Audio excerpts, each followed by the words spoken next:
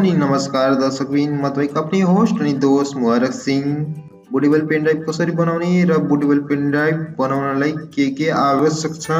Bootable pen drive बनाउनलाई आवश्यक एउटा pen drive, एउटा बुटेबल सफ्टवेयर अनि विन्डोज आइएसओ फाइल। मैले बुटेबल बनाउने सफ्टवेयर युज गर्दैछु रुफुस, जुन चाहिँ एकदमै सजिलो छ।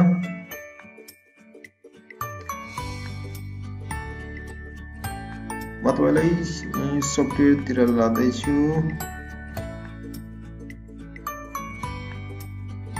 राइट क्लिक गरेर ओपन गर्दैछु। म यहाँ हेर्न सक्नुहुन्छ यो 8GB पेनड्राइभ छ। यो MBR partition scheme for BIOS और UEFI कम्प्युटर यो सेलेक्ट गर्नुहोस्। फाइल सिस्टम NTFS राख्नुहोस् अनि यहाँ डिफल्ट यहाँ नाम दिन सक्नुहुन्छ। यहाँ 1 पास आइएसओ इमेज फाइललाई सेलेक्ट गर्नुहोस्। यहाँनिर कहाँनिर राख्नु भएको छ आइएसओ फाइल, मेरो यहाँ छ, सेलेक्ट गरिसकेँ।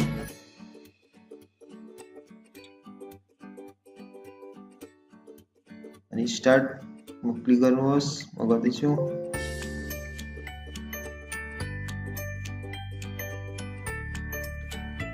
प्रोसेस स्टार्ट भइसकेको छ।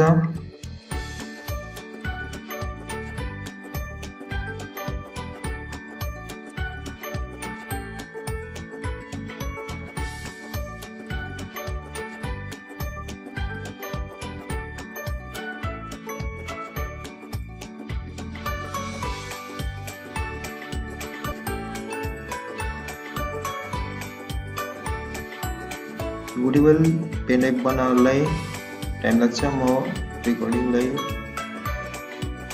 स्टप गर्दैछु।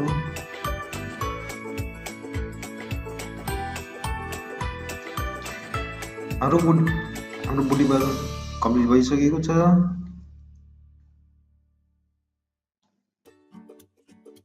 क्लोज गर्दैछु।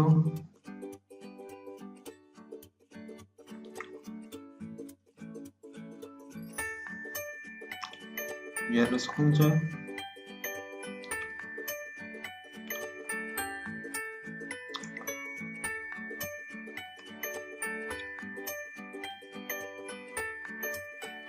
म एक्ज्याक्टली गरेर फेरि चेक गर्छु।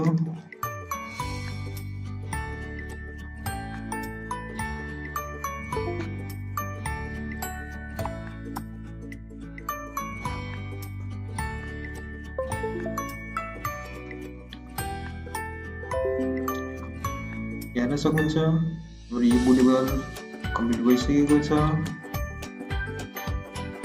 यो बुटेबल बनिसकेपछि तपाईले कहिले पनि कुनै फाइल्सहरू पेनड्राइभमा नराख्नु होला।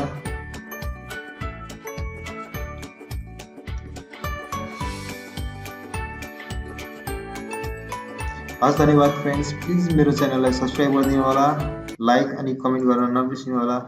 धन्यवाद।